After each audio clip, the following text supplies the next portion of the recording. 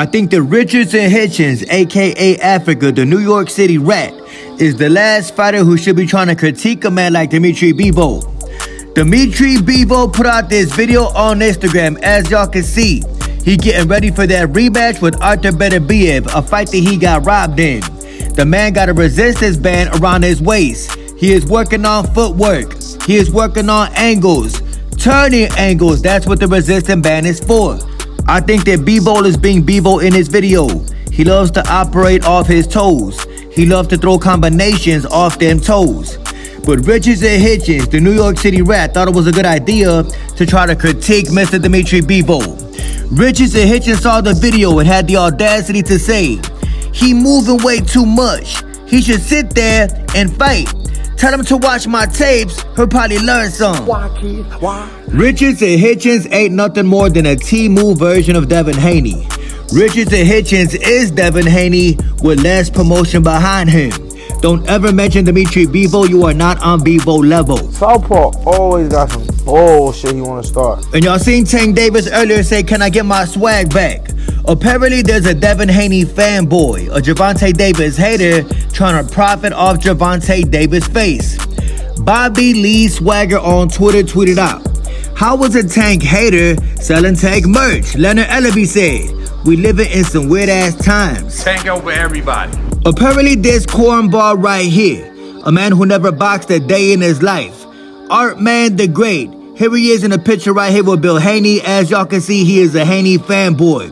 Take a look at Buddy face. Dude's happy as hell to be on alive with the king of all deceivers. Disgraceful if you ask me. Tank Davis is a star. I guess this dude is some type of artist. He sell t-shirts with Devin Haney face on them. He sell boxers with Devin Haney face on them.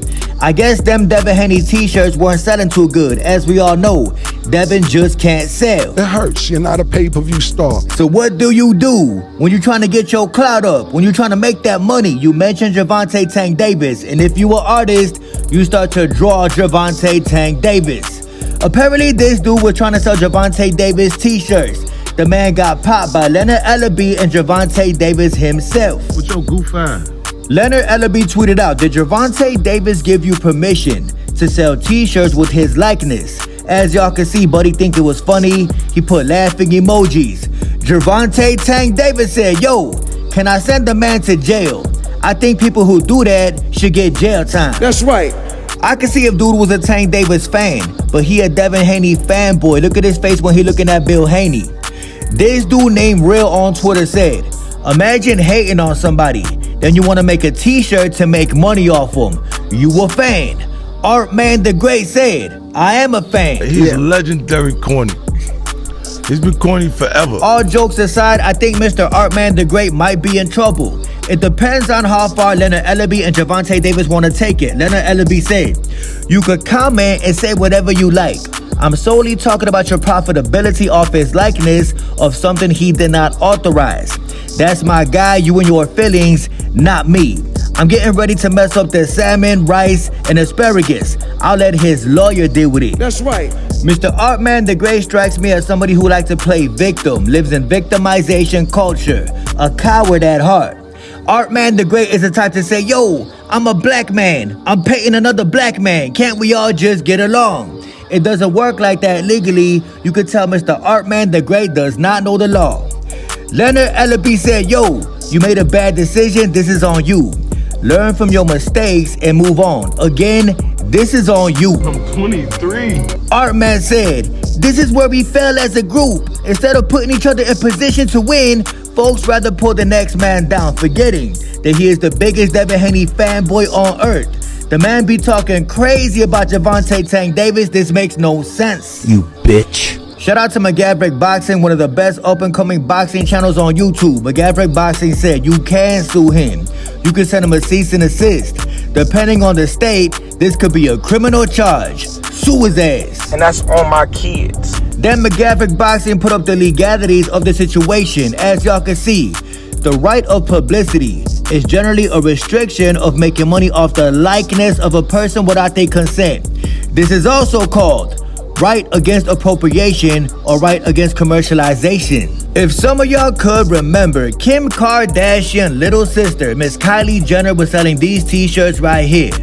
What is wrong with these t-shirts? Y'all can see it. She got Tupac Shakur in the background. This nigga's scared. And immediately the girl got sued. Kylie Jenner used the likeness of Tupac Shakur on a t-shirt sold by her brand Kendall and Kylie.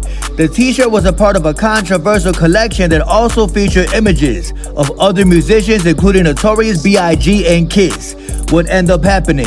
A photographer by the name of Michael Miller sued the Jenners for copyright infringement. He ain't no Tank Davis. Apparently this art man, the great dude, must think this is a game.